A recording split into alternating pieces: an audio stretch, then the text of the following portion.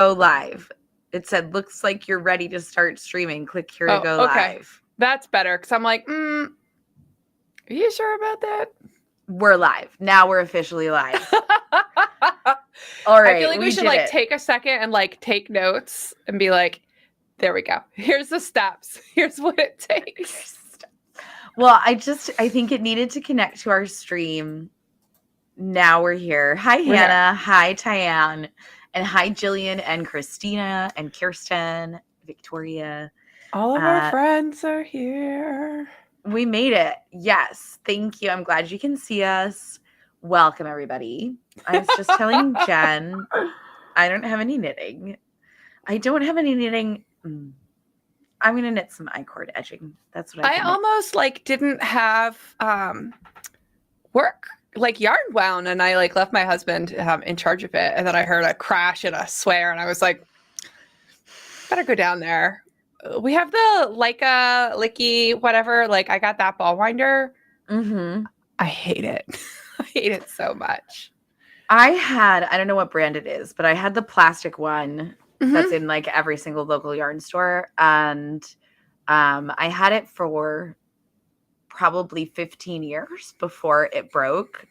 And I was like, thank goodness it broke. And then I'm going to go get it and show it to you. My winder is so pretty now. Okay. Go get it.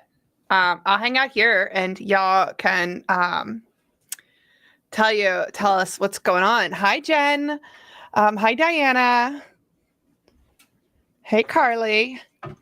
Emily, we are so close. We're so close to getting the tech on the first go. It only took us a second. Did you just flash the internet? Are we gonna? No, I just probably made some really weird looking faces.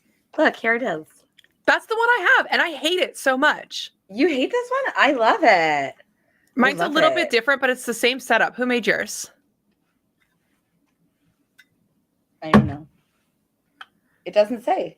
Well, mine's the same, except the gear, the part where you put your hand on and wind it, pops off vertically, all the time, just flies up.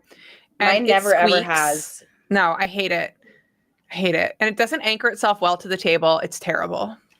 Does it have this thing? Yeah, and it sucks. Oh, no. Well, I guess mine is just a better, nicer Mine was $100. It was supposed to be a big treat, and it's terrible. So, really? Mine was not $100. I think mine was $65, but I've had it only 2 years now. So if yours is older, maybe mine is going to fall apart on me. Mine is about a month and a half old.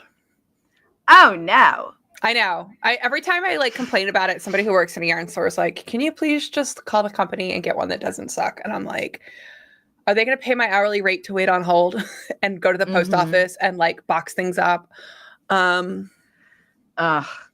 That's what drives me crazy. Just being on hold. I'm like, this is everything is falling apart now. Right? Everyone has the Stanwood plastic one.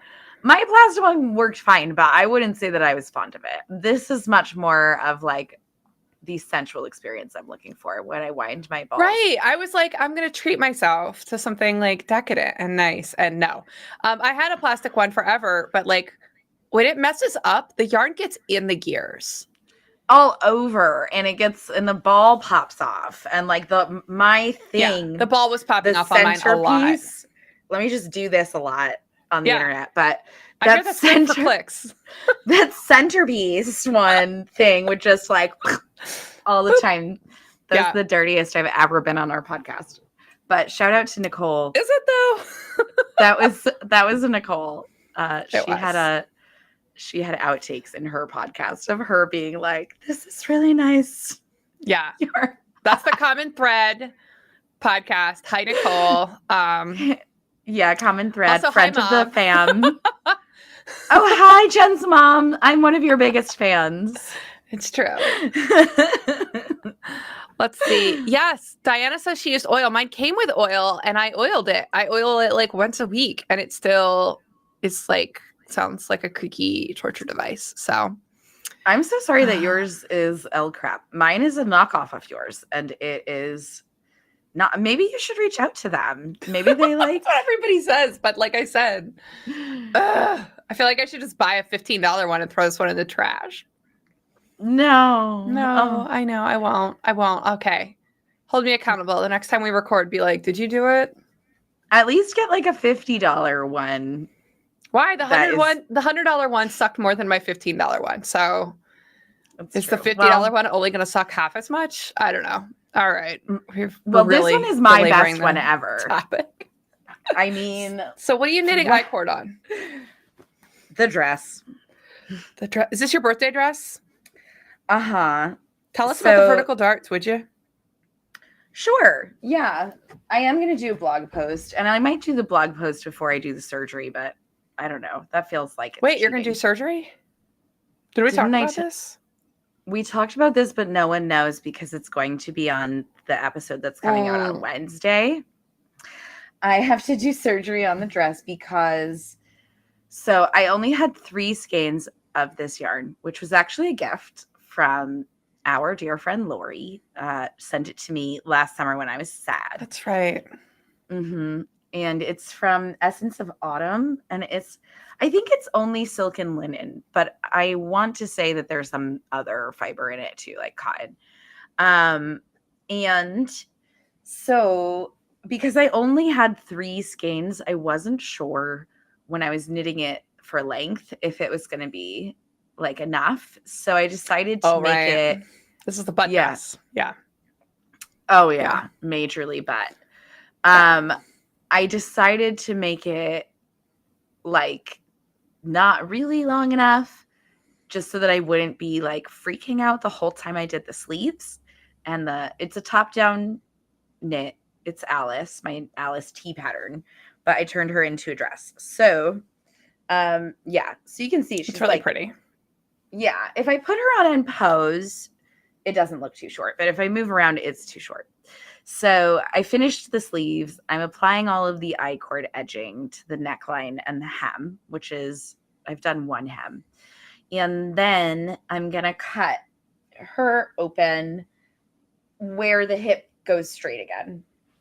So yeah. And just add before the slit.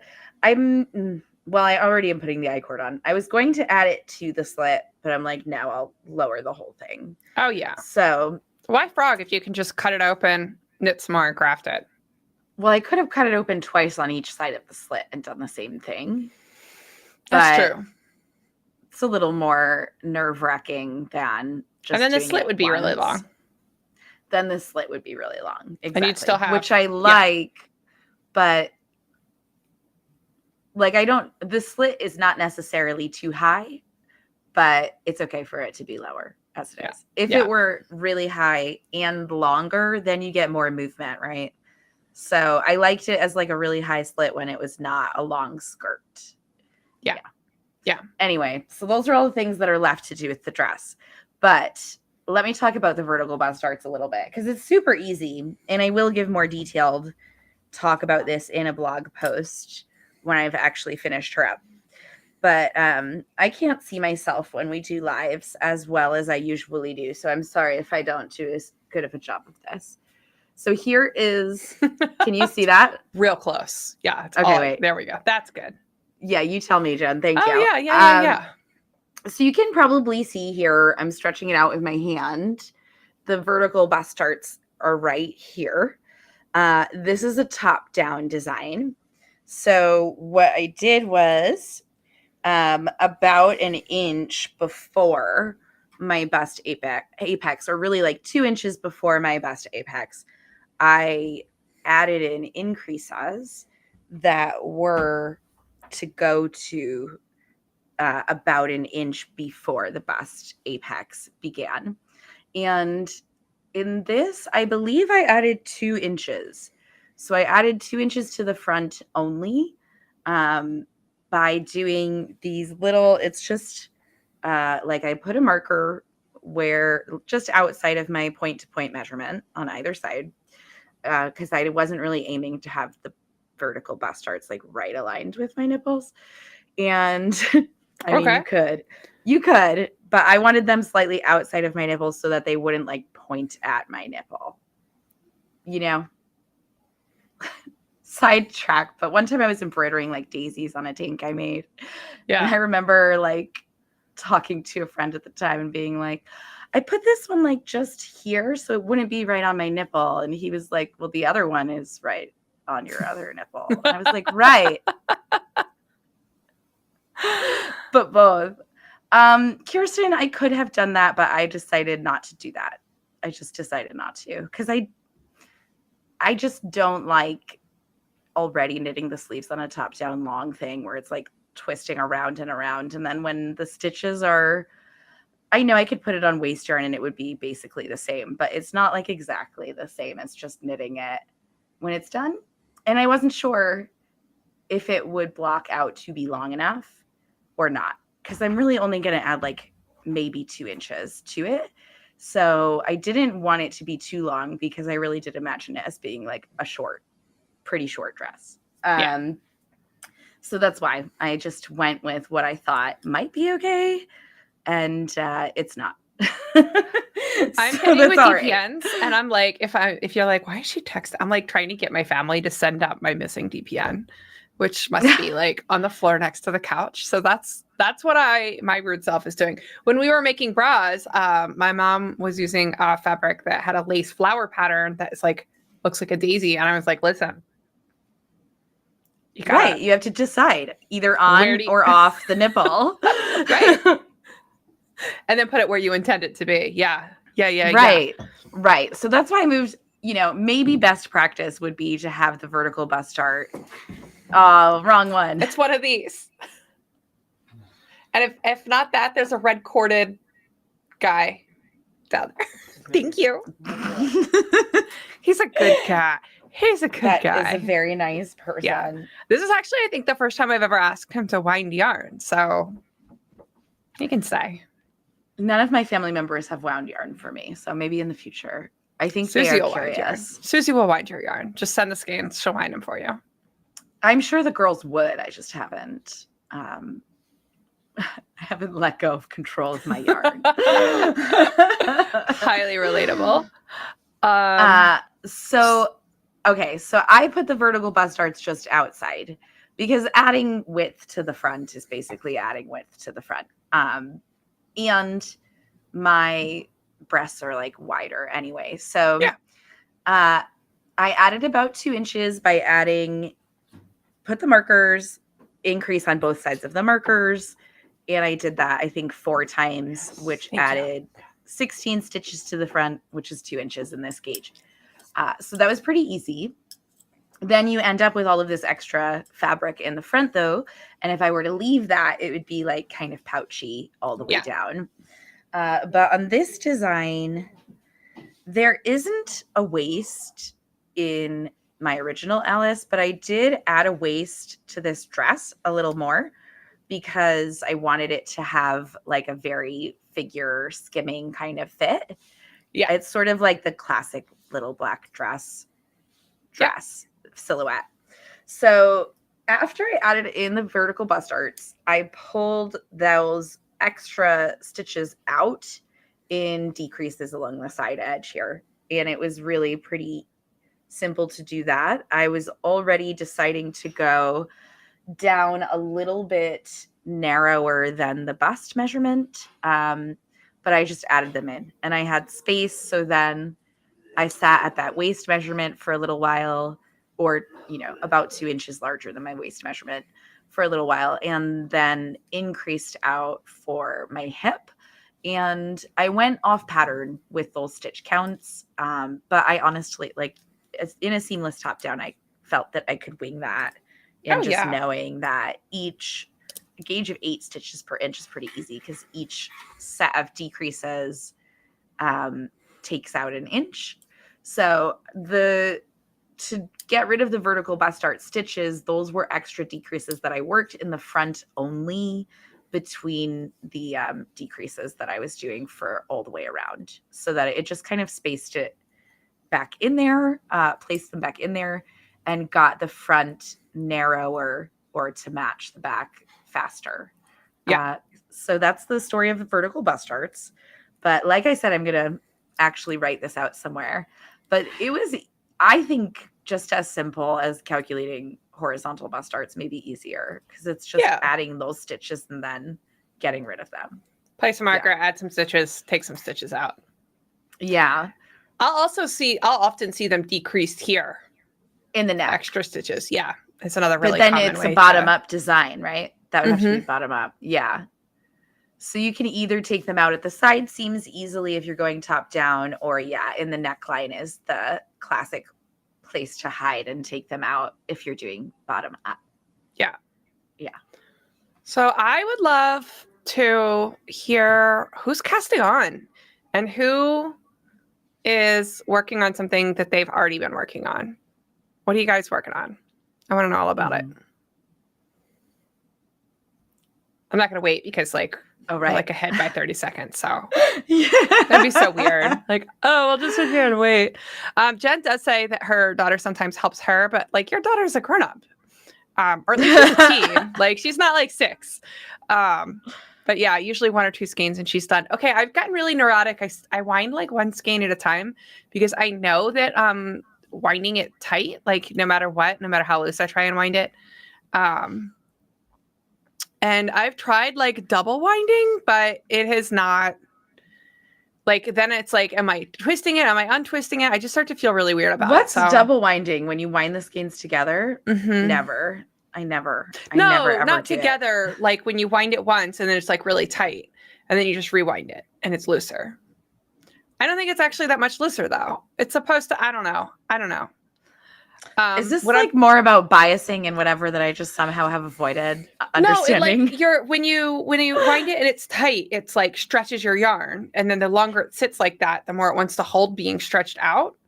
Oh, yes. Yeah. Yes. I've gotten in the practice of just winding skeins shortly before I use them. Exactly. So I won't wind more than 1 or 2 at a time anymore. Yeah. And then the yarn that I have that's been caked up forever that's just sitting around like that, well, then I guess it's going to be a little stretched, TBH. When it comes time for me to knit it, I haven't ever been super burned by that.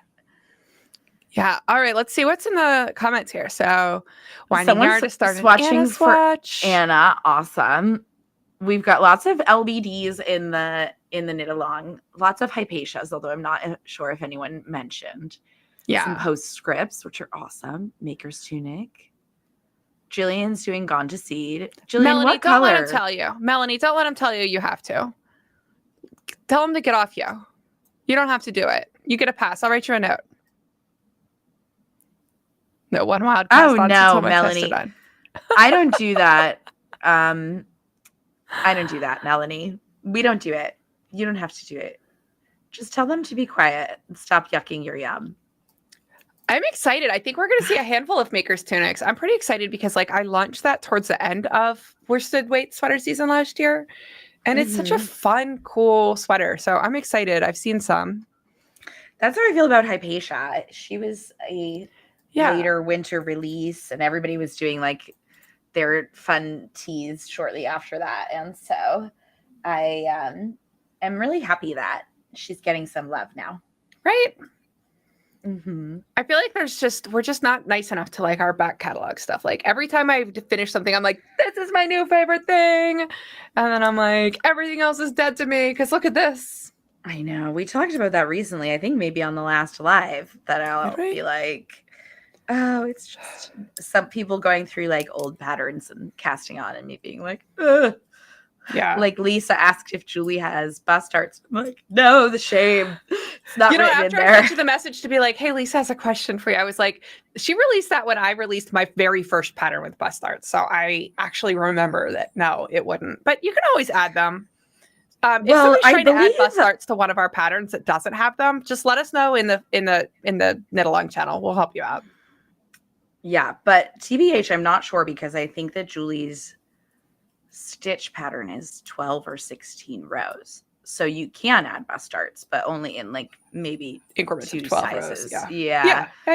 That's fine. Like, but I will say about that design for you, Lisa, if you're here or if you see it later, and I keep forgetting to go back to Slack. However, my testers who all need bust darts knit that design without bust darts and have not had a problem either because it's a tie front lace that ties only at the bust. I mean, like, yes, if it's small there, it's going to be stretched. But because the rest of it is open, it doesn't pull up in the front. It more pulls apart more, I think, for us, like towards the bottom.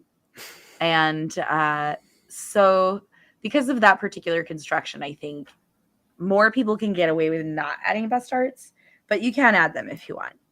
Yeah. Knit how. That's Ellen, right?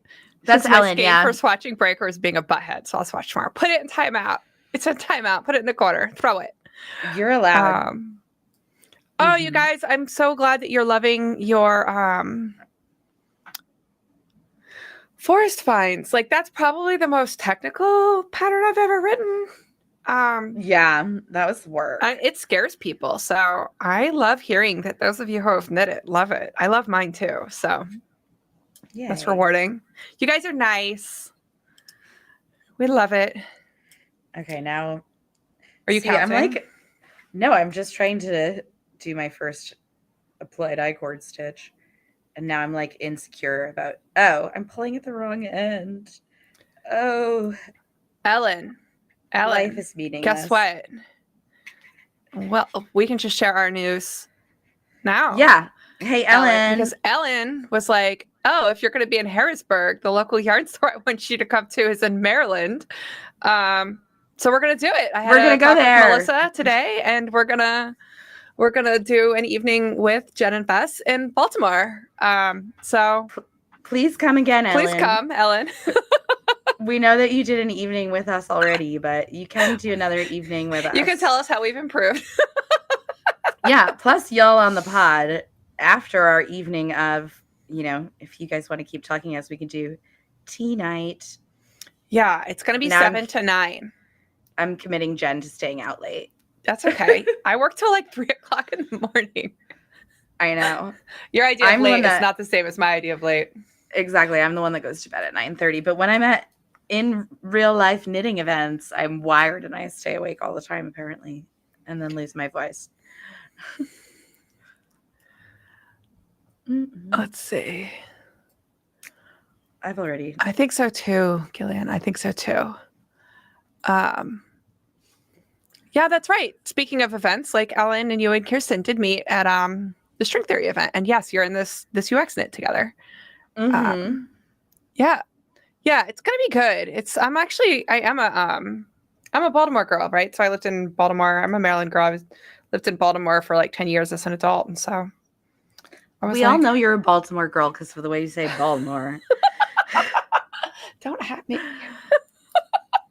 My college bestie was from Essex, so I used to go. That's not the same. I know that, but I used to go visit over the summers all the time, and then we would go to the city, or we'd hang out at her mom's house, and then eventually she got her own house in the city proper. Ellen says, "Come hang out on our deck after. We're gonna put a tent up on your deck. Is what we're gonna do, Ellen." Yeah, can we sleep on your deck? Can we sleep on your deck? I think I was trying to apply I-cord to I-cord. That's why I was confused. I am working on Panda, which I'm so excited about. I rewrote the seamless set-in sleeves that are not set-in, but there's a sleeve cap, so they're basically sleeveless set-in. I rewrote it 5 times. 5 times. Oh, yikes. Because of the drop? Because I wanted the shape to be right. Okay, so like when you're doing a seamless set-in sleeve, you pick up like a 90% stitch ratio at the top of the cap, and then work a slower, and then pick up like 50% of the available stitches in the mid cap, right? Mm-hmm. And then, but you immediately start like working back and forth from the top there. And so I didn't want a cap that was shaped like that, right? Like I wanted a flat, narrow cap that just added a little bit of height. And because this garment is so far away from the body, I'm able to use my bicep ease instead of really relying on the arm side, because it's like 11 inches of positive ease. I'm sorry, I'm like looking at the comments and like cracking up. I think we talked about that with Marsha, right? Similar. I think so. So yeah. So, what I ended up doing it's just experimenting with like how many stitches do I want in each area? Like how wide do I want the flat top to be? I thought I had it and I knit it and I was like, it's still just a little puckery. So I ended up doing really just my stitch ratio, like the number of stitches per my stitch gauge for almost the whole thing, except the underarm is 1-to-1. Okay. And because I got my math so close, like there's only one set of decreases to do, which I like because it helps make that turn in the bottom of the underarm. Yes. Like I could have fudged it to get rid of it, but yeah, I'm No, pretty I happy like a with few it. decreases there as well. That worked out really nicely Yeah. with Alice. Yeah. But it's so far away. Like it's out here. Like, Well, right. Alice is really close in there, but she has way yeah. more decreases than that. Yeah. Tyann says the pics I've seen of study group reminds me of a favorite color block sweater I had back in the 80s. Oh, I love that. That's super fun. Yeah. I've seen a lot of vintage.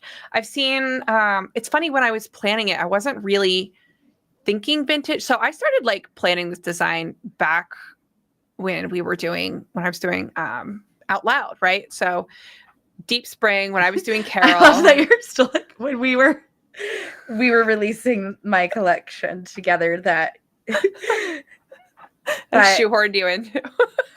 I mean, that was one of our first, not our first like collaborative efforts, but definitely I would say that was like a model for how well it will work for us now, releasing things together and being more on the inside. It's also like that vibe when you like become friends with somebody as an adult and they've been married for like 10 years, but you feel like you were at their wedding. Right? It's like the same thing. Whenever I think about my future wedding, you're like one of the only people. I have all of 3 people on my speed dial, so it's like Jen is there. Okay. I get stuck and I'm like, do I invite my ex-boyfriend to my wedding? Yes, you do. I only have 4 friends. That's fine. Yes, he can come. Sure. Not that you asked. Right? Is the podcast coming to the wedding? Very special YouTube live. Bestest wedding. Actually, like I'm gonna be in your city, so probably. Like, right? It's not. Right? We'll have a knit night. Everybody will wear white. It'll be great. We might be knitting my dress. Yeah. But no promises. Not after the wedding. No, definitely not after.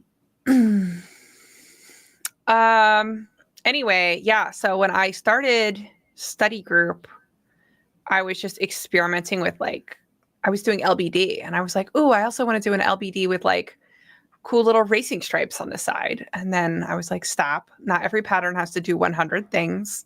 You can let a thing be its own thing and then move on to the next thing. So yeah. That's right. That's one of the things I like to say. It was when we were recording the color episode and I was like, here are these swatches. Here's why they don't work. Right. Oh, I remember that. Yes. Mm-hmm. Yeah, sometimes it's just not. It's hard as a designer, I think, because I think of like, oh, well, I can do a t-shirt and then have it be like a bit different in this way. But then I'm like, well, is that one t-shirt or is that 2 t-shirts? Right. Right. But when it is different enough that you need to write like a whole other section, addendum, part of the pattern with all different instructions, then like maybe it is 2 patterns. Maybe it's better to just let it be 2 patterns anyway. Yeah. So people don't have to navigate, right? Because like no one likes a pattern that's like too many sections and options. Also, this is unrelated to everything, but I bought this house like 18 months ago.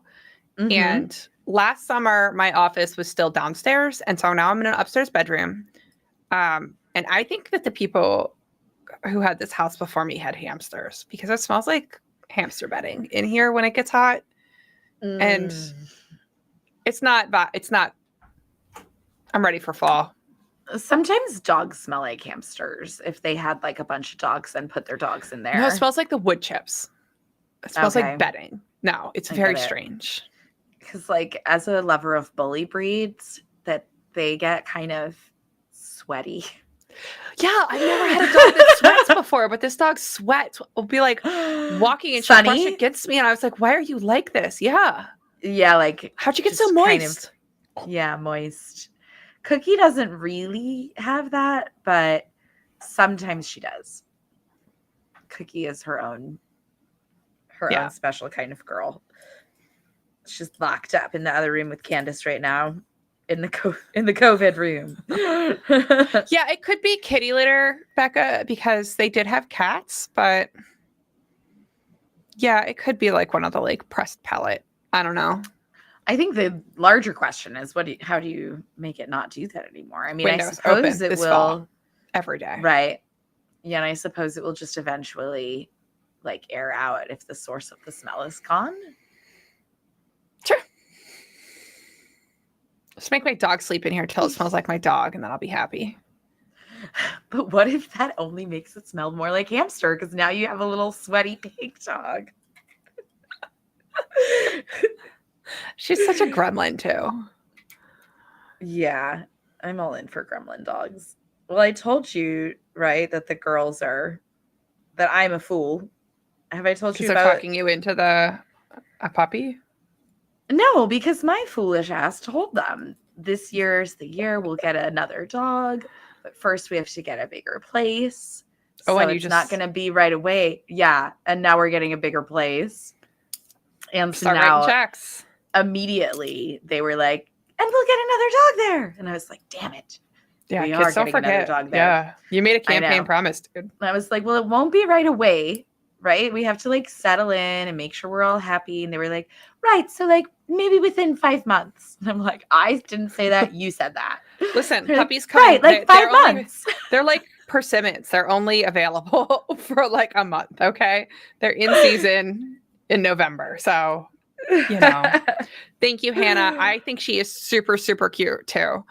Sunny is so cute. Recently she managed to like unknot her giant rope toy and get like all her Nyla bones in it. So she's got like this Rat King rope toy that she like drags around the house. It is very cute. She just be like sitting there. It's like, I love it when dogs like get their toy and they're like holding it like half in their mouth, like it's like just stuck to them. Cookie does that with like all It's the toys dream. because 1, her mouth is enormous and her head is small. 2, she only has like back teeth at this point, so she can't hold anything in the front. So it's just gums. Becca, you're right. I should look for like an enzyme powder pet thing, but there are good enzyme things. Yeah, but is it gonna also digest my carpet? No.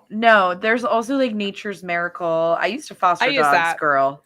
I use that for like messes. Is there carpet in there? You can get Nature's Miracle carpet cleaner. It's like brand new carpet. Maybe if you powder it though. Yeah, I should powder the carpet. Anyway. See if it works. This is a knitting podcast that's about my odor problem. I was reading a thing that was like people talking about what they like in knitting podcasts, and people were like, I just like it when they don't talk about like their kids and their dogs. And I was like, shit. Run, door. That's not our knitting podcast. Sorry. Not sorry. Yeah. It's not. Did I drop a stitch? This loopy yarn is hard to work with, but worth it. I did drop a stitch. How did I even see that?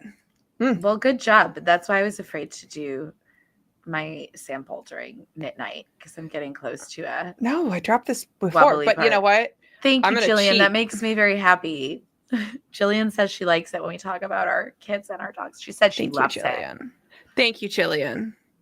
We appreciate it. I'm very insecure about being someone that talks about my kids since I spent 35 years being like, I'm not having any kids. People who talk about their kids all the time are so sure boring. About that? Well, I didn't birth them. No. Also, what's cool about this fuzzy yarn is that I am absolutely not going to fix this. I'm just going to sew it in later because you'll never know. All right. You'll never know. I enjoyed the conversation. So for those of you who aren't in the Slack group or who aren't yet in the Slack group or who weren't looking at it today, we had a fun conversation about secrets we're going to keep when we're being naughty with our knitting.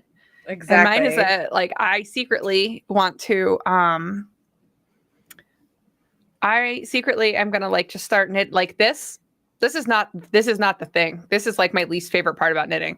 I know y'all want things in the round, and this is not fabric that I want to seam, but I hate knitting sleeves in the round, and I think I'm just going to start like secretly knitting them flat and then seam them up later. So tell us in the chat like what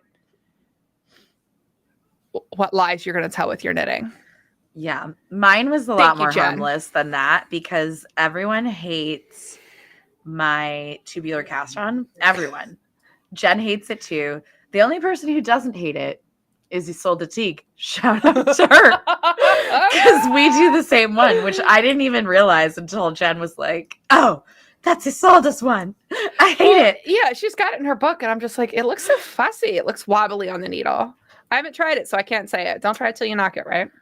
The initial cast on is wobbly, but then once you do the tube, it's not. And then when you join it to working in the round, it's really easy. But anyway, I love it. Everyone hates it. So my knitting secret is probably that I'm going to start instructing for Jen's way of doing a tubular cast on because I don't think people complain to her nearly as often. And I will just secretly do mine because I think it's 1,000 times easier than Jen's.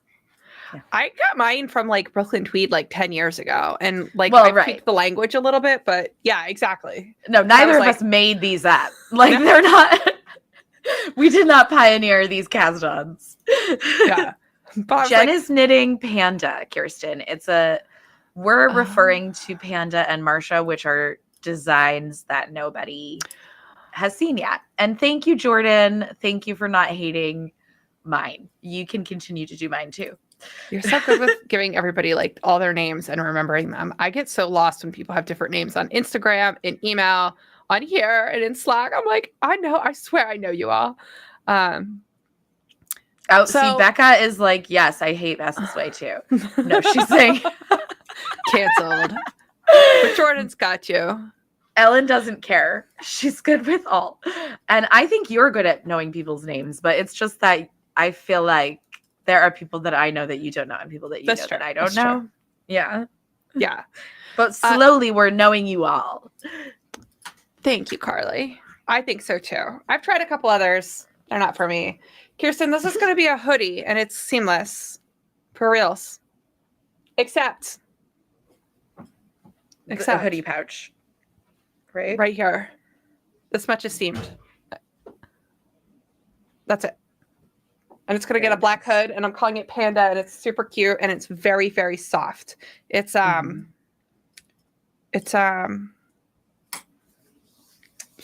it Mocha Mocha or Fua Fua? I can't remember. It's the thicker one. No, it's Mocha Mocha. Thank you. Is the other one. Mm-hmm. Thank you. Yeah, it's Mocha Mocha.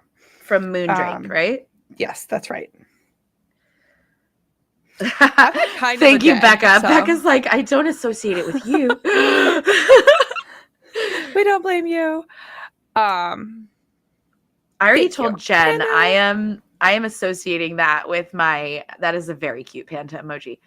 I'm saying that tubular cast on works so well for me because of my weird hand. But yeah, maybe no. It's fine. How many rows past the row when I was supposed to work my decrease do you think I've now gone? 3. What is it? Just one. Okay. That's why I'm doing I-cord edging. Will she go back? See, look at. Yeah. No, I thought it was going to be Fua Fua, but it's Mocha Mocha. Yeah, it's the thicker one. It's a thicker, more textured. It's almost like a boucle, but it's not, right? Mm-hmm. Mm-hmm. It's merino and silk, and it's like cotton candy. Yeah, it's very nice. Just gotta float around me, and it's getting a hood, and I'm excited. I feel like I should. Sorry if this makes microphone sounds, everyone. I feel like my microphone is pointed over my head, so I fix. Let's see. Yeah, I guess I'll go back a row. Some knitters. Well, since we're talking personal stuff, everyone, my house is full of COVID, and I am likely to have COVID soon. But don't worry, you can't get it from me this way. Just like you can't smell my wood chips. Exactly. My girlfriend has COVID. She is a nurse. It is a very mild strain that has gone around the old folks home, but she is doing much better today. I will likely be doing much worse tomorrow. She keeps saying that. Your time is coming. Exactly. I So was like, well, what if this stressful. is the one time that I am less sick than you? Because I'm always the one that gets sick in the house when the kids bring things home. Yeah. Well, Yeah. besides the cancer. But Yeah. I wasn't going to say it. I say too much dumb shit about cancer.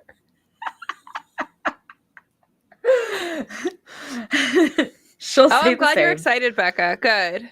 Becca I is was like, very I hope excited. Becca's been like, oh, a hoodie. I'm like, yes. And I was like, I hope she likes soft, fuzzy, cloud-like hoodies because Who doesn't Becca, I like think of your soft, style fuzzy as being yarn? like a little more classic, like structural and like good stitch definition. So I'm excited. Well, but a hoodie is a hoodie, right? Yeah. Yeah, a hoodie's a hoodie. Oh, Yes, I'm excited about it, Kirsten. And it's been like, honestly, just such a pleasure to knit. So, and yeah, I have black. It looks good. black does look good. Originally, I thought I was going to do like a checkered, like derby girl top. That changed my mind.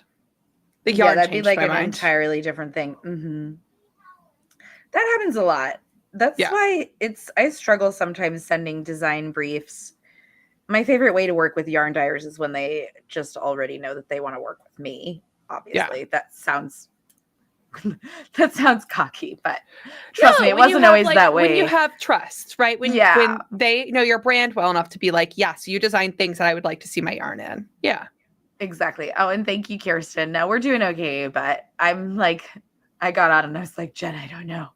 I'm not 100%, but it's fine. Yeah. So when a yarn dyer or a brand already knows that we're a good fit and they trust my vision Yeah. and they like the stuff that I have, then I always send a sketch or an idea, but when I get the yarn, I feel like at least half of the time I change my idea. I mean, always changes somewhat, but at least half the time I feel like it changes completely because I need to knit with the yarn and then I Yeah. I feel like like to I swatch know. before I swatch first, email second. Oh, right. Yeah. In that direction. It depends on the situation. Sometimes I've It been in a does. situation where they're like, yeah, we want to work something out. But then the next person you talk to isn't the first person you talk to, whatever, Yeah. Yeah. business is business. And thank you, Christina. She is feeling better. She's doing good. Christina just finished an LBD and she did it in like DK weight and completely rewrote the neck and it looks amazing. Oh, nice. Yeah. I Super want to see fun. it. Is I it a love V-neck it's or in is the it something it's else? scoopy. Nice. Yeah. She put a post of it in the thing. But the thing has been popping, so I know. I'll go in there and things. answer people and then I'm the next time I'm in there, it's like way otherwise. Yeah. It happens. It happens. Mm-hmm. But it's really fun already to have all of the excitement in the knitting. I'm going to be casting on a Sarah soon. That is my official. Yeah, you can knit the Clearly hoodie without the hood. Jean, I think you pronounced it. Oh yeah. Jean. The Mary Raglan is really fun. I can't wait to release that myself. She just came back from a truck show. The Clearly hoodie is great. If you're going to knit it without the hood, I don't think you have to make any modifications. You might want to add neck depth. I would probably add neck depth if I was going to not have the hood. But either way. Yeah, and just for the record, like any mods y'all want to make, yeah, we don't care. do it. Yeah, I mean, we're not the mod police. We want you to love what you make, so we like seeing variations. A pattern's a recipe, not a rule set. I'm modding my own pattern right now. It's fun. Yeah. Why write a whole separate dress pattern when I was like, wait, I just want this type of thing. I'm actually I did shorten the sleeves a little bit because I didn't want, because it's a short dress, so I felt like the proportions. It took about half an inch off the sleeves, which feels like a lot to me. And my official cast on that I'm working on, it's like my knit night project, is I'm doing a pluses with no color work, so that changes the gauge. And so I am thinking that I'll just do like a single page PDF and be like, here's the dimensions you'll get if you work this in this yarn at this gauge. So that if anybody else wants to just knit it without doing color work, they can. I think that's really fun, though. Yeah. Also, did you notice that Kim is green? Yes. Oh, because you're our friend. Kim's a member. Yeah. Thanks for being a member. Thanks, Kim. I think it's just love to see you here. She's in. Yeah. Awesome. And Hypatia and fingering weight is going to be really nice, though, when you do that. So if you need help figuring out your rows and stuff, let us know along the way there, Kim. It's going to turn out well, though. Are you using wool or are you using a different fiber? I think Jen's about to talk to Hannah about something. Yeah, Hannah. So, yeah, you might want to just make sure that you add a row or two in the armhole depth and a couple rows under the arms. But that's really easy mod to make and a seam set in. So if you end up adding a couple rows through the torso in the underarm area, just make sure you add them the same number of rows to the cap. And we're actually do the next episode that we're going to release this week. We actually talk about this for like 15 minutes. So so it's for you. We made it for you, Hannah. Happy birthday. Yeah. And Tyann, some designers get upset about that, but we can't explain why because we don't. So we're not them. Yeah. And cool, Kim, that sounds great on all fronts. Yeah. Fingering weight will be really nice and really wearable. My DK weight one is like the warmest piece of clothing that I can handle here. Yeah. You couldn't wear this. Oh, Hannah, it's your birthday. Happy almost birthday. Oh, good. I thought I was just being cheeky. That's awesome. Even better. I love that. Yes. Okay. Now I can just knit for 7 rows before I have a chance to mess this up again by forgetting to work my decreases. So did I tell you that when we move? What? When you move what? Candace said we can get a chair drobe. You did tell me that. I just thought of it. I'm so pleased. You did tell me. Did I tell you we've been walking around the complex and stalking all of the townhouses and looking at how they set up their porches? Because we're going to have like a different porch. I have so many thoughts. What you were talking about knitting. I'm going to go on a tangent about happy Becca. Design. It's Becca's birthday tomorrow too. Oh, nice. Happy early, Becca. You'd be a Virgo, I think, right, Becca? Virgos are my favorite sign. No, it's around the 21st, the 20th to 21st. Well, Becca is tomorrow. Yeah, so Becca that's is the a 19th. Virgo. No, right. It's Leo right now. Oh, sorry. I'm thinking Libra. I feel so it's the end of September that it's Virgo. Yeah. Libra. Susie's a Virgo. Not. I know Susie's a Virgo because of how much I love her. Becca is a Leo. Hannah might be a Virgo. You are a Hannah's Leo. Gotta be a Virgo. I'm a Leo. Love you too, bestie. Mm-hmm. I am neither of those. Yeah. Well, my Venus is in Virgo, which is probably why I have such fondness for them. Do you know your Venus? Do you want me to do your chart for you next time we're in persons? Yeah, you can. Yeah. I mean, I've put it into a thing. I can look it up. Do you want me to go look at it? It's on my thing. If it's easy, tell us what your Virgo is. Hey, everyone. Tell us what your Venus is. We're still in Venus in retrograde, I think. So if everyone knows what their Venus is, tell me. Hang on. Venus is your sign of love and romance. So I am a Cancer also, Jillian. That is correct. I am a Cancer, full moon born Cancer. So I'm a Cancer Capricorn. And my rising is Pisces. I'm very watery, and I have no air signs in any of my signs. My Venus is in Virgo. Your Venus is in Virgo too? Oh, bestie. That's right. We love so deeply and so truly. Yeah, I mean, that checks out. Virgo is a very humble sign, and they are like there to serve. But Virgo is also one of the most organized signs. No, your rising sign is your ascendant in your chart. Your Venus is your Venus. It's what Venus, the planet, is in. So you need to get like a full chart. Everyone is like, what? So I was raised by like a matriarchal family of like gypsy witches, and my aunt is an astrologer. We are like Maltese and Sicilian, so I say it in not at all a derogatory way. I know that now. Did I make a face? I was like, I don't know if you can say that. I know. It's a mixed use word, but we're not Romani, but we were just wondering. Whatever. Okay, so my aunt is a full-blown astrologer, and that's like her job, and she has taught me many things about Jen's sharing a link. She's taught me many things about astrology and what the different signs mean. So for me, it's like a hobby, and I forget that it's not a hobby for everyone. But it's not a hobby for me. I'm in no way an expert. I'm not like studied in it, but I have information that lives in my brain. Yes, astronomer and astrologer are not quite the same. But I would love to learn from you, Melanie, about the planets themselves. But, in astrology, there's like different types of astrology. So I don't even know enough to tell you like which type I know about. Oh, there you go. Becca's Venus is in Aries.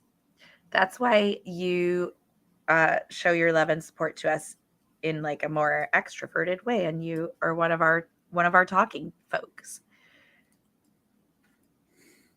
Everybody is like asking me stuff. A Cancer Sun, Aries Moon, Sagittarius rising is like, so sure, this is an astrology podcast for a minute. So we have range. I only really acknowledge 12 signs. I know that there was like a 13th one, but I don't know. Can't go there. In the 12 signs, we have 4 elements, right? Earth, air, fire, water.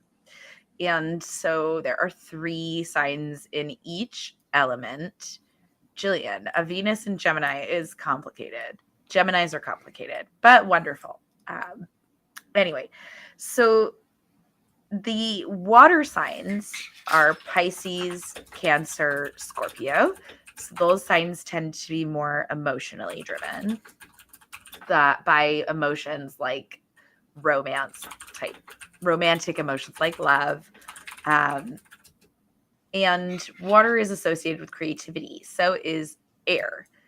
Air is the intellectual aspect of creativity. Gemini, Libra, and Aquarius are the 3 air signs. So they're more intellectually driven. And air signs tend to be good communicators. The reason Geminis have a bad rep is because they can be duplicitous. So they can contradict themselves a lot. The Geminis are the twins, right? So it's like symbolic of having 2 sides to your personality. Libras are very similar, but a Libra is all about balance, right? They're the scales. The scales. So a Gemini is not necessarily seeking that balance. And sometimes people can find Gemini to be like fickle or changing their minds. But I don't think Geminis experience themselves that way. It's just more that other people have trouble understanding their train of thought, right? The fire signs are Aries, Leo, and Sagittarius. They tend to be more extroverted, and fire moves quickly, right? So like fire signs are very passionate, and they tend to move pretty fast through life. And then the last element is earth. So that's Virgo, Taurus, and Capricorn are the earth signs. So they're more grounded and not necessarily fast moving. But then if we look, and earth signs also tend to be more sensual and like enjoy earthly pleasures, right? Especially Taurus is most known for that. But if we look at each sign, then within its element, there's like facets and ways that it plays out really differently. So Capricorns are not really slow moving, even though they're an earth sign. They are like the boss bitch sign that is like highly motivated and highly work oriented. So they really get like a lot of things done. There's a lot of fire in that earth element. So Scorpios are cray cray. That's what that means, Bethany. Scorpios, her Venus is in Scorpio. Scorpios are really deep, but they are not always very transparent with their feelings. So Scorpio is the other sign in the astrology that sometimes is like made fun of for being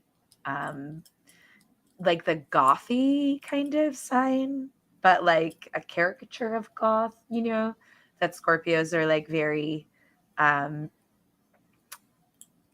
they can be sort of dark and edgy. That's what I'm looking for. Edge lords.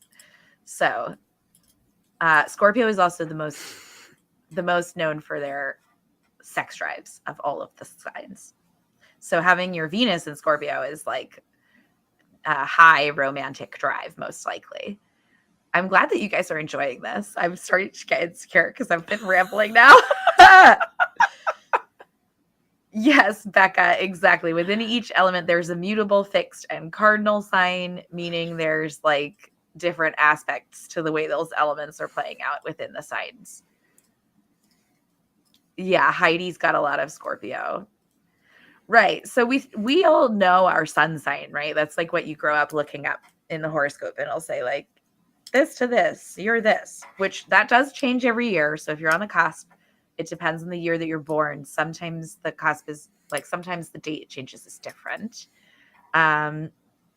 So your sun sign is your most sort of prominent personality, but it's heavily influenced by your moon and your rising. So they call those the big three, because if someone is like, I don't know what your sun sign is, Heidi, but she is a Scorpio moon and a Scorpio rising.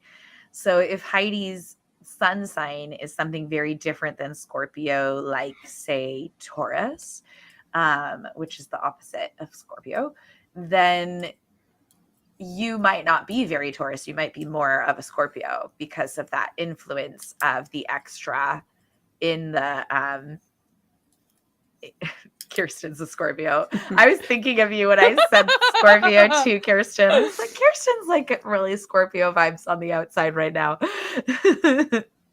Everybody's having fun with this. Okay, I did not like astrology when I was a kid because, you know, my sun sign is Leo, and people be like, well, that's why you're the way you are. And I just felt like so erased by that. Like, I didn't feel like I was like that flamboyant or outgoing. I was like, people make fun of me. Like, I'm not flamboyant. Like, I try and blend in. Like, but I feel like I've leaned into it a lot recently. Probably your fault.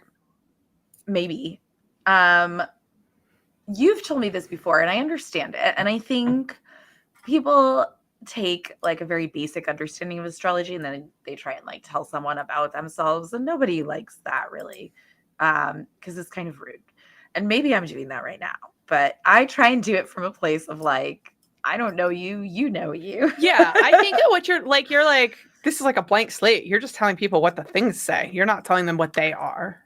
Right, because they're archetypes. And so having studied yoga, we use Hindu gods and goddesses as archetypes of the self as well, and astrology and the elements, like everything. So I come from that place. I've also studied tarot and read tarot cards, and tarot cards are all archetypes of parts of ourselves. So you have to come from this place of understanding that it's like many, many influences, but it does typically make sense to me when I know someone and then I look at like their whole chart and see the big picture. Like, it explains a lot. But you have so many aspects of yourself. Like the sign that your Mercury is in is the way that you run your business and like communicate. The sign that your Mars is in is how you experience conflict. Venus is about romantic partnership and close love. So, you know, we can't necessarily like identify ourselves by just one simple thing. Oh, Lisa's here. Hey, Lisa. There's a note for you somewhere earlier, but Lisa, if you will send me a Slack message, we can talk more about the bust starts on Julie, and I'd be happy to help you with that if you want. Now, Also, Lisa, we're probably going to need to know your astrology signs. yes, Lisa, we You're were really talking coming about, in. yeah. Mm-hmm. Yeah, so folks who have opposites, like your sun and rising sign being opposite, can be significant. If you were born on a full moon, then your sun sign and your moon sign will be opposites, such as myself.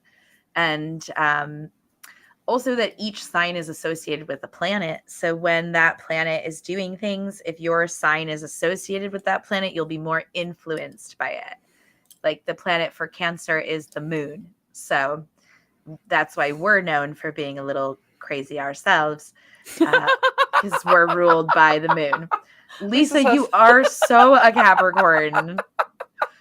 Good night, Christina. Good night, Christina. Aries, sun, and moon, Libra. Okay, when Jennifer, we hold this, I don't understand your comment, but when we hold our retreat, like we obviously have to have like astrology night. Sure, we can have an astrology night. I'm just imagining a big sleepover mostly. I know. Catherine, I can imagine you have a lot of fire in your chart too. LOL.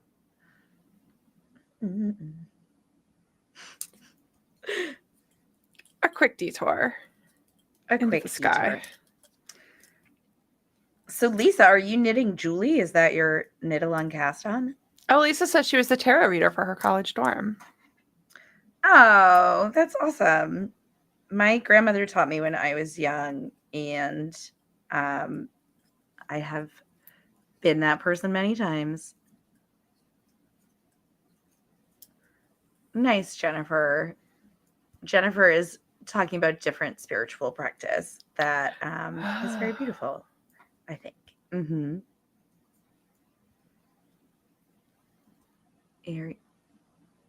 Yeah, that's a lot of fire, Catherine. Aries sun, Leo moon, Leo rising. This section of the live is going to be very boring for people who watch it later, I think. Because I'm just like knitting, reading comments, and being like, ooh, yes. Okay, I'm not there yet. Listen, Hannah, you don't need to know.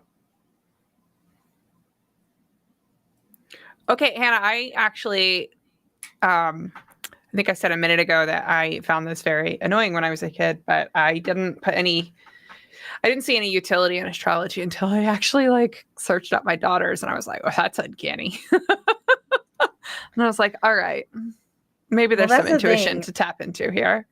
Sometimes I think that I have found myself more drawn to it when I have seen other people's charts and been like, oh, that's so them. And so then it causes me to be like, well, so then maybe this is me. Right. I think anything that gets you to ask a question and think about things from a new perspective is useful.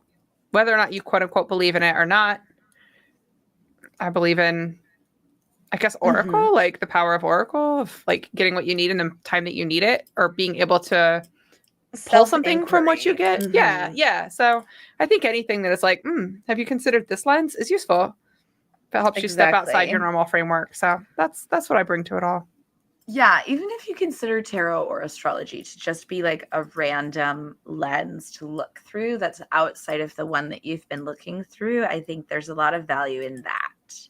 Yeah. So self-inquiry and self-study and whatever helps you to do that. But like, as I was saying, in like the spiritual practices that I have studied, we're all of them. So the more time you spend learning and understanding like all of these aspects of humanity, like Sorry. Yeah, I was just thinking this has been really like a lot of talking for somebody who's getting Right? ill. Yeah. It's okay. I'm just sweating. We're all everything. So when you just look at it through the study of like these traits that travel together, I think that's a really beautiful way to look at it.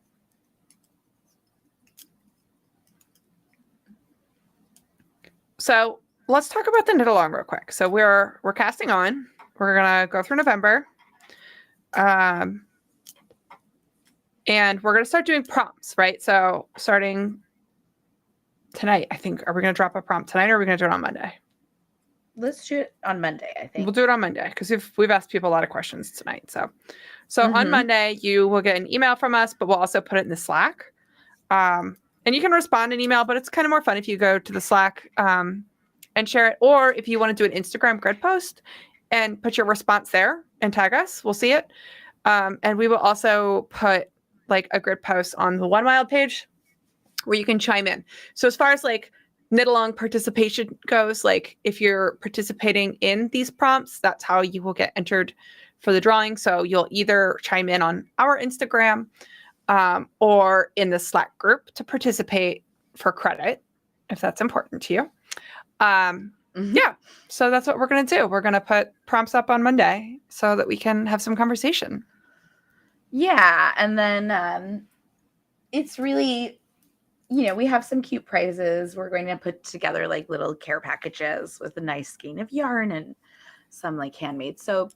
But it's really more about the being able to share and support and have access to each other while we're going through this. Yeah. So I'm really looking forward to it. Yeah. I'm looking forward to getting through my deadlines and casting on a non-deadline project. What is that? It's when you embroider or make a bra. Or sew my kid a dress. Yeah. Right. Well, because she doesn't, summer camp is over, but school won't start till next week. And so I am full-time parenting. Mm-hmm. And like I can kind of sew and she can like do Legos next to me in a way that I can't like count rows or grade, write content. Right. That kind of thing. Well, that makes sense. Yeah.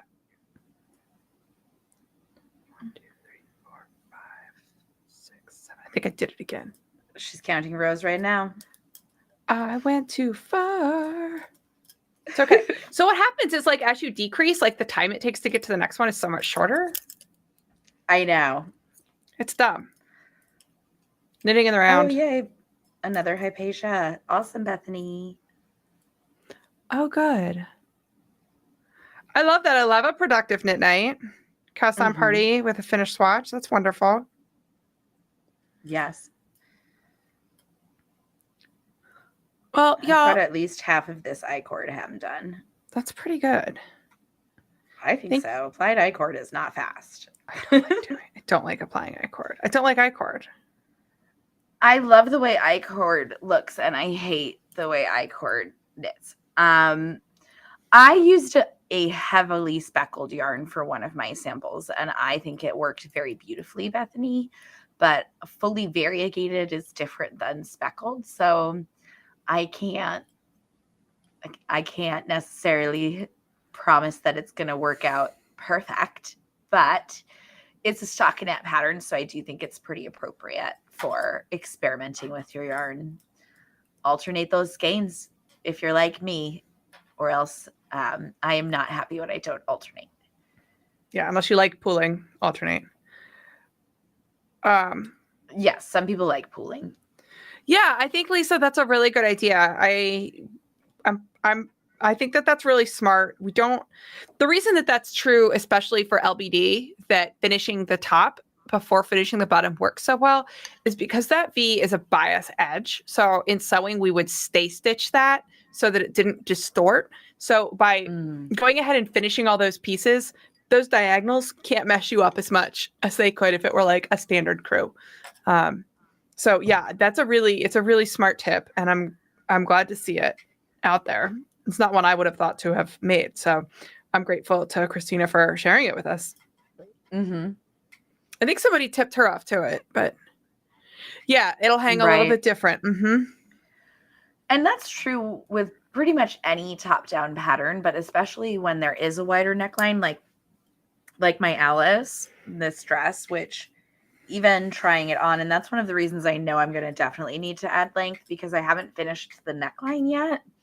And even just applying I-cord to the neckline really stabilizes it differently and makes it move around a lot less.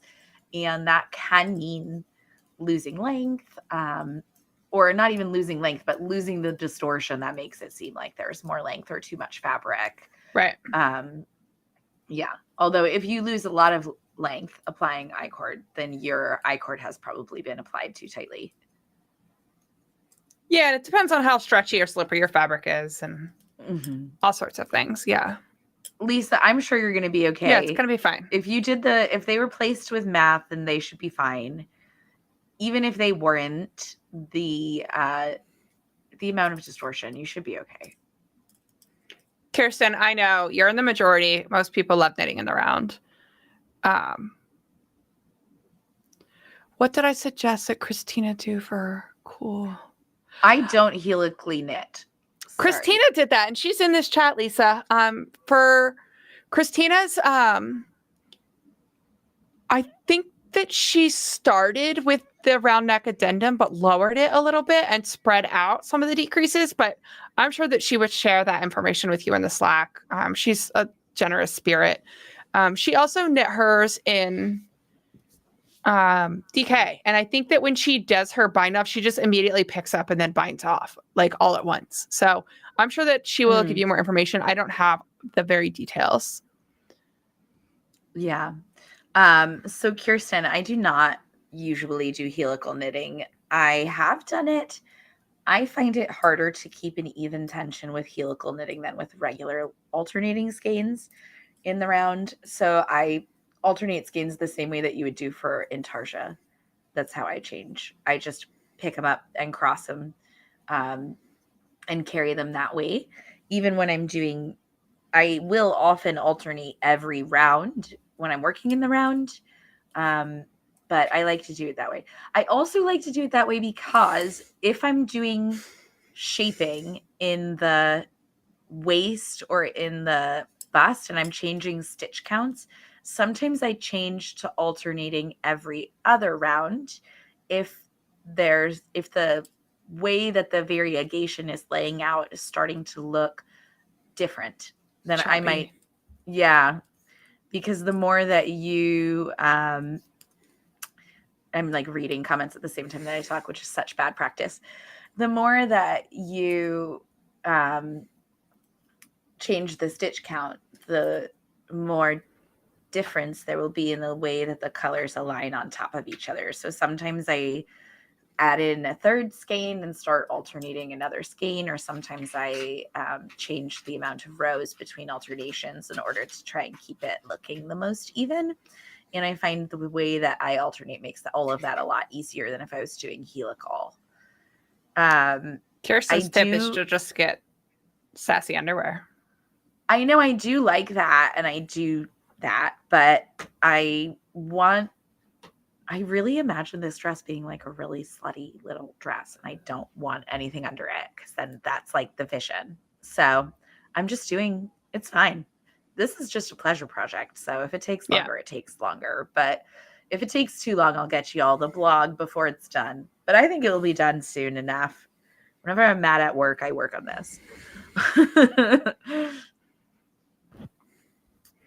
Practicing seaming is great. I mean, I was afraid that my seamed garments looked worse than my seamless garments. But when I look back into my past knits, it wasn't really true. Jen is so pleased to everybody who's saying they like knitting flat now. Exactly, Carly. If the whole thing is knit flat, then you don't have a difference when you knit flat or in the round. Although I don't usually, but I have to check. You always have to pay attention. Yeah. I enjoyed knitting the body of this in the round. I'll say it. Mm-hmm. But it just depends. It depends. Yeah. Yeah. I love to seam too, Lisa. Thank you, Lisa. I actually enjoy seaming. I find it pleasurable, and I prefer knitting flat. And I mean, y'all know where I stand. I'm trying to give the people more of what they want, which is occasional in the round patterns. But Yeah, I think I used to say that I preferred seamless, and then I might have said that I prefer seaming, but I really don't think I prefer. I think it really depends on the garment because different stitch patterns are a pain in the ass to knit flat, right? Some stitch patterns are easier to knit flat. I don't want to knit garter stitch in the round. I'd I don't want rather to knit have to that work flat. lace on the wrong side. I'm not going to lie. Right. I don't want to have to do a lot of crazy things on the wrong side, like lace or cables. I don't like having to do those things on the wrong side. Then I would rather work in the round. But what's ultimately the best construction and the best method for achieving the garment that you want? It's like, what's the best tool for the job, not what's the tool that you like using the most. If you want the job done right. Yeah. Mm-hmm. You know what there are just two things I really don't like about working in the round. And one is alternating skeins in the round. I've never been happy with the result. I've tried helical knitting. I've tried, the just switch it method, and it always shows, and I hate it. And that's probably just a flaw in my tension, but that for me is such a deal breaker. I mean, if I look along the seam of this, I mean, it doesn't show very much, but you can see like where the side seam is, but you can see that yours looks prettier than mine. Thank you. My seamed pieces, especially when I was newer to seaming, would not have a perfect side seam. Where do you put them in the top of a raglan? I would put them on the raglan lines. Okay, interesting. So you're just better at this than me. I try and hide them. The best thing to do is hide them.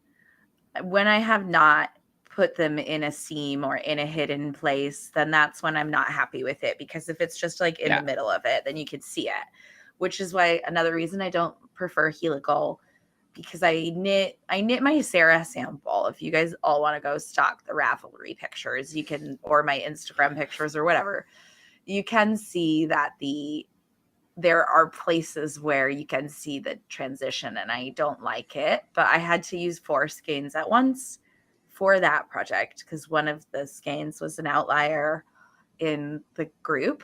And so that's what I did. But if I were to do it again, I would have alternated 4 skeins at the side seams and just done, carried them a little more. Yeah. If there's like a little trace of alternating a skein on the side seam, it doesn't bother me at all, because sometimes when I'm knitting flat, there's 1 or 2 distorted stitches next to that garter stitch selvage, and it just happens.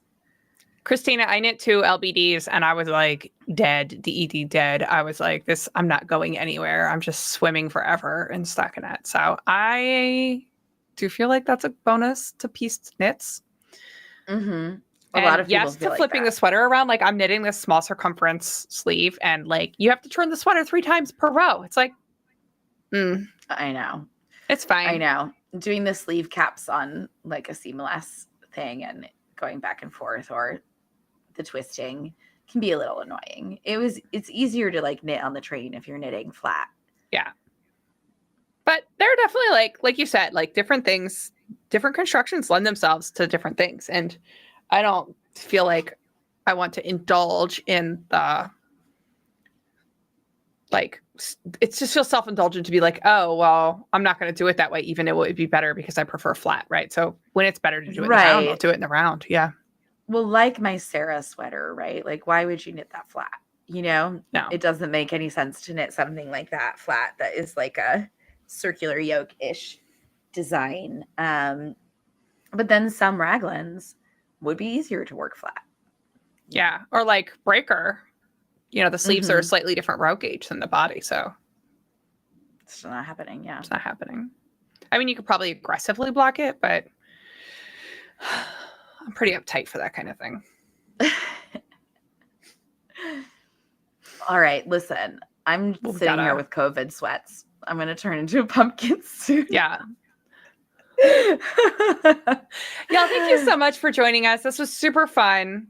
Mm-hmm. I think, I'm not sure, but I think the next one of these we do will be a member live.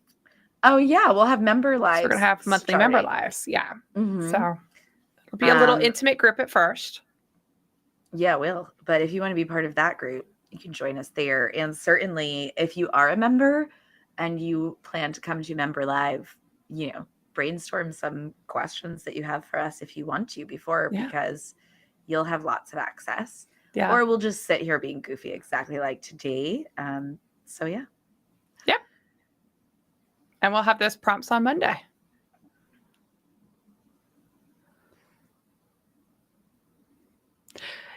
Ellen is like, go to bed.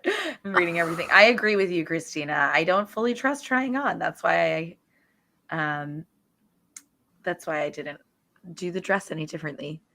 Oh my God. Shut up, Kirsten. For real? I've seen someone put their garment in a salad spinner on their lap so it would be twisted around easily. Like, I want to be friends with this person. Who is this person? I like it. You have to get your own yarn salad spinner, though.